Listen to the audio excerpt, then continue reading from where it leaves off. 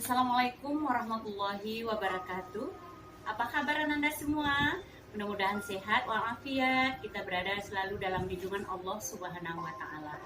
Baik Anda sekalian, karena kita masih berada dalam pandemi COVID-19, maka kita masih belum bisa melaksanakan pembelajaran tatap muka. Oleh sebab itu, Anda sekalian, SKB 4 Menteri diputuskan pembelajaran kita tetap dilaksanakan mulai 13 Juli 2020, tetapi dengan syarat bagi daerah yang dinyatakan belum hijau, maka pembelajarannya dilaksanakan dalam model sistem jarak jauh. Nah, anak-anak sekalian, daerah kita Pasaman masih dikategorikan ke dalam kategori kuning, sehingga kita belum bisa tatap muka melaksanakan pembelajaran di dalam kelas. Oleh sebab itu, anak-anak sekalian, bagaimanapun kondisi kita sekarang, seperti apapun keadaan kita sekarang, pembelajaran tetap akan kita laksanakan. Nah, oleh sebab itu, anak-anak sekalian, anak-anak tidak datang ke sekolah bukan berarti anak-anak libur, tetapi BDR. Artinya apa? Belajar dari rumah. Nah, oleh sebab itu, guru-guru nanti akan membentuk grup kelas ya seperti ini. Ibu sudah berada di dalam grup Ananda sekalian. Maka kita akan melaksanakan pembelajaran daring. Nah, pembelajaran daring ini ada bermacam-macam bentuknya. Ada nanti guru yang mengirimkan video, ada yang mengirimkan teks atau materi yang bisa Ananda baca di rumah. Nah, berkenaan dengan itu, mungkin ada juga yang belum kenal karena Ananda mungkin di kelas 7 tidak masuk dengan Ibu. Ibu semuanya sekarang mengajar di kelas 9. Nah, memegang mata pelajaran akidah akhlak. Nanti Ananda akan bertemu dengan Ibu 1 kali seminggu. Karena kita akidah akhlak itu memakai JTM 2 mata pelajaran. Nah, nama Ibu Nelly Martati, selain guru mata pelajaran, Ibu juga wakil bidang akademik di madrasah kita ini. Baik anak-anak sekalian, sebelum kita masuk materi, nanti Ibu akan kirimkan materi pembelajaran kelas 9 di grup ini. Anak-anak silakan baca-baca nanti dulu. Untuk pertemuan berikutnya, Ibu akan rinci materi setiap kali pertemuan. Nah, oleh sebab itu anak-anak sekalian, Ibu pesankan, ikuti pembelajaran dengan baik, bersungguh-sungguh dalam belajar, walaupun tidak dibimbing langsung oleh guru, Ananda bisa belajar mandiri. Yang penting kita bisa menyerap ilmu yang diberikan oleh guru. Kemudian, jangan cukupkan saja materi yang diberikan oleh guru. Silakan dibaca-baca materi-materi yang lain, karena belajar itu bukan hanya bertatap muka saja, tetapi bisa melalui menonton, membaca buku, dan segala macam. Tambah referensi Ananda, pengetahuan Ananda dengan banyak membaca. Karena membaca itu membuka jendela dunia. Baik anak-anak sekalian, mungkin itu saja pertemuan kita awal ini sebagai perkenalan dari Ibu. Kita sukses selalu, jaga kesehatan, jangan lupa istirahat setelah melaksanakan aktivitas sehari-hari, dan jangan lupa yang penting ibadahnya ditingkatkan. Semoga kita selalu berada dalam lindungan Allah Subhanahu wa taala. Salam sehat anak-anak semuanya. Semoga kita sukses semuanya. Salam untuk orang tuanya di rumah. Assalamualaikum warahmatullahi wabarakatuh. Nah, baik Ananda sekalian, hari ini kita masuk kepada materi yang pertama dari materi di semester ini, yaitu iman kepada hari akhir. Di awal pertemuan ini kita cukup membahas tentang pengertian iman kepada hari akhir. Nah, dalam materi ini nanti setelah kita mempelajari ini, tujuan dari pembelajaran kita, Ananda diharapkan dapat memahami pengertian dari hari akhir itu. Apa sebetulnya yang dikatakan hari akhir itu? Nah, aku menjelaskan pengertian tentang beriman kepada hari akhir. Dan nanti Ananda bisa mengidentifikasi dalil tentang hari akhir serta bisa menjelaskan nama-nama lain dari akhir. Ananda nanti bisa menjelaskan peristiwa yang berhubungan dengan hari akhir dan bisa menjelaskan hikmah beriman kepada hari akhir. Di bab 2 kita akan bahas materi tentang akhlak terpuji dalam kehidupan sehari-hari yang mencakup tentang kewajiban menuntut ilmu. Nanti akan dibahas apa pengertian berilmu, kemudian kerja keras, kreatif, produktif, dan inovatif. Apa dalil masing-masing dari pengertian akhlak terpuji dan materi dari akhlak terpuji ini. Nah, nanti Ananda juga bisa melihat apa dampak positif dari aku berilmu, kerja keras, kreatif, dan produktif ini.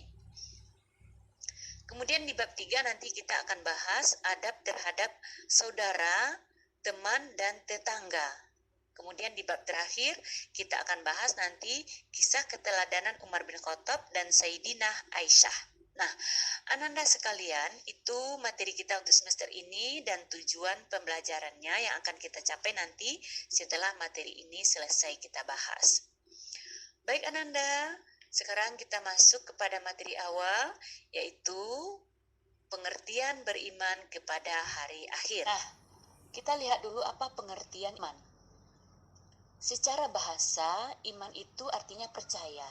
Sedangkan menurut istilah, iman itu meyakini sepenuh hati, mengucapkan dengan lisan atau lidah, dan mengaplikasikannya dengan tindakan atau perbuatan. Ya, berarti kita sudah yakin dalam hati bahwa hari akhir itu akan datang. Yakin kita dalam hati, kita ucapkan dengan lisan, lalu kita aplikasikan dengan perbuatan. Ya, seperti apa perbuatan orang yang beriman kepada hari akhir, nanti akan kita bahas. Nah, apa yang dikatakan hari akhir itu? Di mana seluruh kehidupan akan berakhir. Secara sederhana, hari akhir itu berakhirnya seluruh kehidupan di dunia. Bukan kehidupan saja ya, karena setelah kehidupan dunia kita akan nanti masuk kepada kehidupan yang abadi. Jadi hari akhir itu berakhirnya seluruh kehidupan di dunia. Artinya apa? Hancurnya seluruh alam semesta dengan segala isinya. Nah, suatu saat nanti apabila alam ini sudah hancur, lebur semuanya, itu namanya baru hari akhir. Nah, setelah kehidupan hari akhir di dunia ini, maka kita akan menuju kepada kehidupan yang abadi, yaitu akhirat. Nah, iman kepada hari akhir ini merupakan kewajiban bagi kaum muslimin yang merupakan sesuatu yang wajib kita imani karena dia termasuk rukun iman yang kelima. Nah, baik Ananda sekalian, mungkin secara sederhana itu saja yang bisa dipahami tentang pengertian hari akhir. Nah, dalam hal pemahaman pengertian hari akhir ini ada beberapa golongan yang mempercayai tentang hari akhir ini. Yang pertama yaitu golongan ateis atau ingkar, yaitu manusia yang mengingkari atau tidak mempercayai adanya hari akhir, juga disebut dengan mulhid atau tidak mempercayai adanya Tuhan. Mereka berpendapat bahwa manusia setelah mati tidak ada lagi kehidupan. Kemudian golongan yang kedua yaitu golongan agama ardi, di mana manusia yang mempercayai adanya reinkarnasi, yaitu penjelmaan roh manusia yang telah mati. Apabila selama hidupnya beramal baik, maka dia akan muncul lagi nanti dengan kebaikan. Nah, golongan agama ardi yaitu golongan agama yang dibuat oleh manusia. Golongan yang ketiga yaitu kelompok agama samawi, yaitu agama yang kita anut, agama yang dari Allah, yaitu golongan manusia yang mempercayai akan adanya hari akhir, adanya hari akhirat nanti. Nah, golongan inilah yang mempercayai sepenuhnya bahwa hari akhir itu ada. Tetapi Ananda sekalian, dalam aplikasi kehidupan sehari-hari, nanti akan bisa dibedakan mana orang yang mengimani hari akhir, perilaku orang yang mengimani hari akhir, dan mana nanti perilaku orang yang tidak mengimani hari akhir. Itu akan kita bahas selanjutnya. Nah, sekarang Ananda tentu sudah mengetahui dan mengerti tentang pengertian iman kepada hari akhir, kan? Sekarang Ibu ingin tanya, apakah Ananda sekarang sudah termasuk orang yang mengimani kepada hari akhir? Atau apakah Ananda sudah termasuk orang yang beriman kepada hari akhir? Kalau iya, apa alasannya? Kalau tidak, apa alasannya? Nah, Ananda jawab kepada WA, kirim ke WA Ibu Japri aja. Oke, terima kasih. Assalamualaikum warahmatullahi wabarakatuh.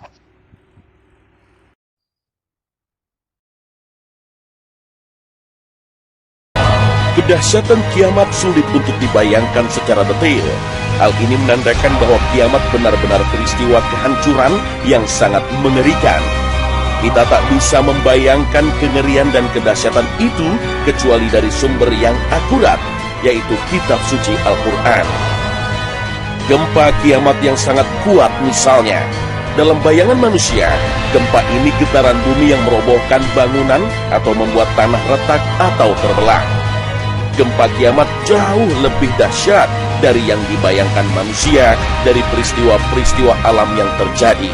Allah berfirman, Apabila bumi digoncangkan dengan goncangan yang dahsyat, dan bumi mengeluarkan beban-beban berat yang dikantungnya. Goncangan gempa yang sangat kuat dan dahsyat mengakibatkan bumi mengeluarkan seluruh isi di dalam perut bumi, memuntahkan apa saja yang tersimpan di dalamnya. Allah berfirman, "Ingatlah pada hari ketika kamu melihat kegoncangan itu, lalailah semua wanita yang menyusui anaknya dari anak yang disusuinya, dan gugurlah kandungan segala wanita yang hamil. Dan kamu lihat manusia dalam keadaan mabuk, padahal sebenarnya mereka tidak mabuk. Akan tetapi azab Allah itu sangat kerasnya." Al-Quran Surah Al-Hajj ayat 2. Tidak hanya bumi yang bergoncang dan diratakan, bahkan langit pun runtuh atas kehendak Allah Subhanahu wa Ta'ala.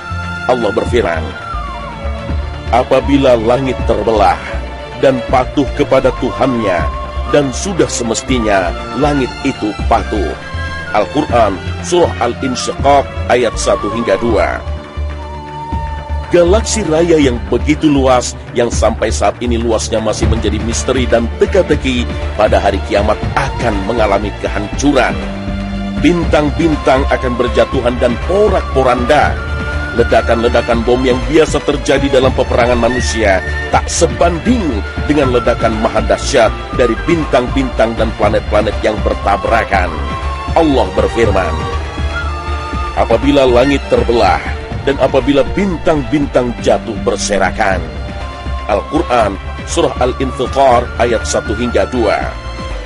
Itulah akhir cerita kehidupan di bumi, kisah yang berakhir secara tragis. Jika demikian jadinya kelak, kenapa kita begitu mencintai kehidupan dunia ini?